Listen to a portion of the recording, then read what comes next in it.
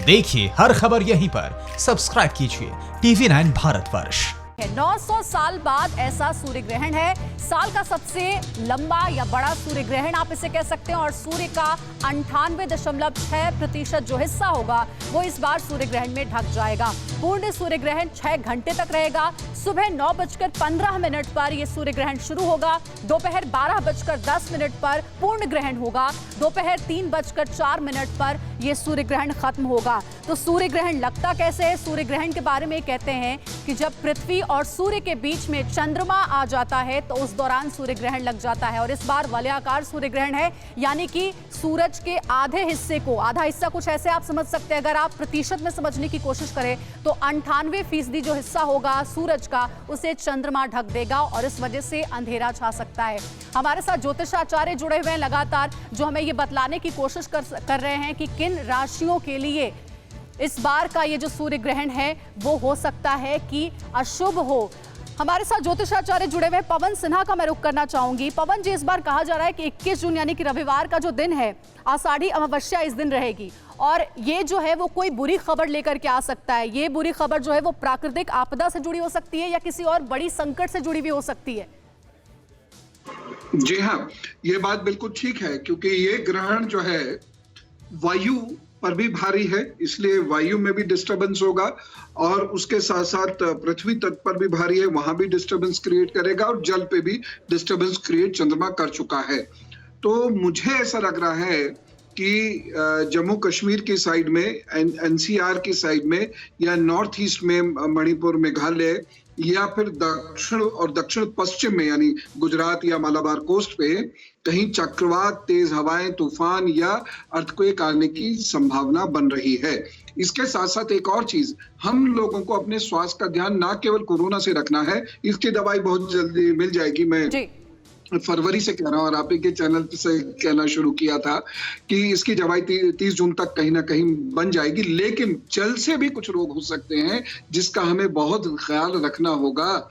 तो जल उबाल कर, छान कर ही पीने की आदत डाल लीजिएगा सब लोग। तो इस बारे में आपसे हम तफसील से जानेंगे कि किस तरीके की सावधानियां हमें बरती जानी चाहिए इस सूर्य ग्रहण को देखते हुए, और जिस संयोग का जिक्र लगातार ज्योतिषाचार्य कर रहे हैं। लेकिन इस बीच एक और बड़ी खबर आ गई है, वो जानना बहुत जरूरी है। कोरोना से जुड़ी एक खबर है। दिल्ली में एक दिन में सबसे ज्यादा कोरोना के मामले सामने आए हैं। दिल्ली में एक दिन में 3630 कोरोना केस देखने को मिल रहे हैं। दिल्ली में अब तक 56,746 कोरोना के मरीज हैं। दिल्ली में कोरोना से 77 लोगों की मौत भी हो गई है। कोरोना वायरस, ये महामारी, इस साल सबसे बुरा दौर कोरोना महामारी की वजह से आया है, जिससे हम हर रोज लड़ रहे हैं और ये जंग अभी भी जारी है। लगातार हर रोज हजारों मामले सामने आ रहे हैं। भारत का चौथा अब रैंक भी मिल गया है कोरोना वायरस से पीड़ित मरीजों में। जिस तरीके से लगातार हर रोज इजाफा हो रहा है, तो लगातार इससे जुड़ी भी कई तरीके की खबरें सामने आ रही हैं सूर्य ग्रहण से जोड़ते हुए, जिसमें आचार्य चंद्रकांत जी से हम समझना चाहेंगे कि आचार्य चंद्रकांत जी, एक और तो इस वक्त साइंस जो है वो कोरोना वायरस की वैक्सीन को बनाने में लगातार लगा हुआ, अभी तक कोई कामयाबी नहीं मिली है। साथ ही इस सूर्य ग्रहण से रिलेटेड एक और ऐसी अफवाह भी काम कर रही है कि इस बार का सूर्य ग्रहण कोरोना वायरस, इस महामारी से हमें आजादी दिलाएगा। इस खबर पर, इस वायरल जो लगातार खबर आ रही है, इस पर हमें कितना यकीन करना चाहिए? देखिए, ये खबर काफ़ी हद तक ठीक है, परंतु बहुत जल्द कोई कोरोना वैक्सीन हमें नहीं मिलने वाली। और ज्योतिषीय घटनाएं, खगोल शास्त्र की घटनाएं, खगोलीय परिवर्तन रोजाना अंतरिक्ष में घटित होते हैं।